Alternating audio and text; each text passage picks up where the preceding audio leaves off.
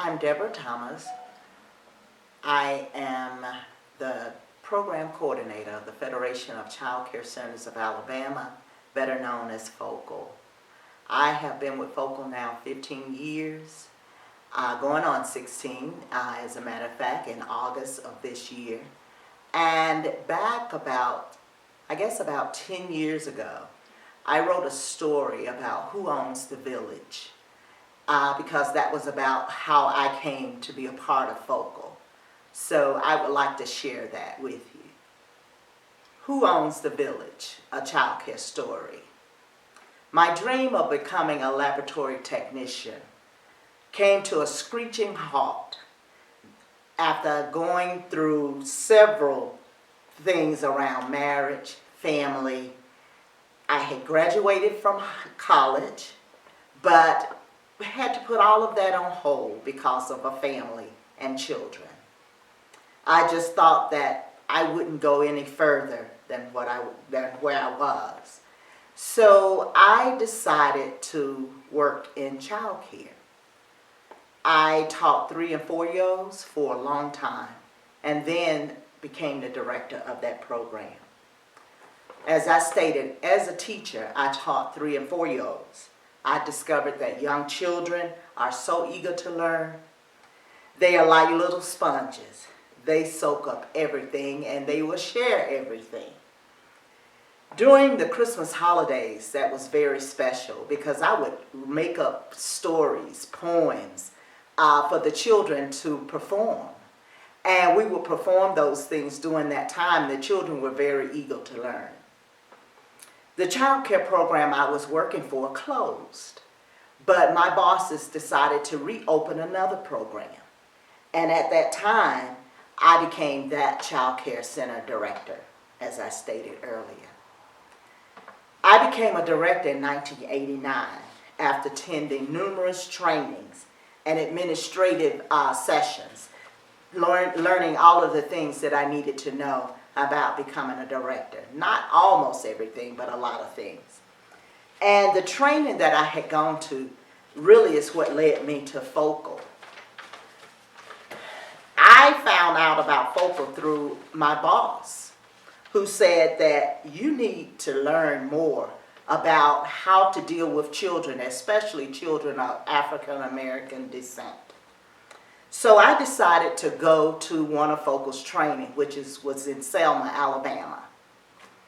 The training session was held at Tabernacle Baptist Church. And by the way, that was where FOCAL was first born, Tabernacle Baptist Church, with a group of individuals that were educators and community leaders that wanted more for children in their community. And at this training, I learned about advocacy. As a child care advocate, I traveled throughout the state because at this time, I decided that I would go and work with FOCAL.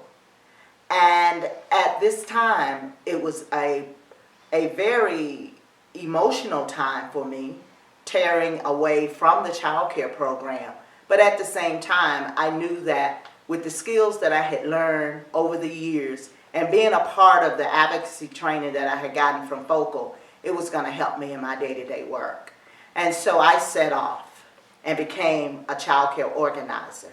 It was kind of easy to go out and talk to my colleagues and others because I knew the industry as far as knowing minimum standards, what to say, what to do, but learning around advocacy, how to advocate on behalf of your program, your parents, the children, your staff.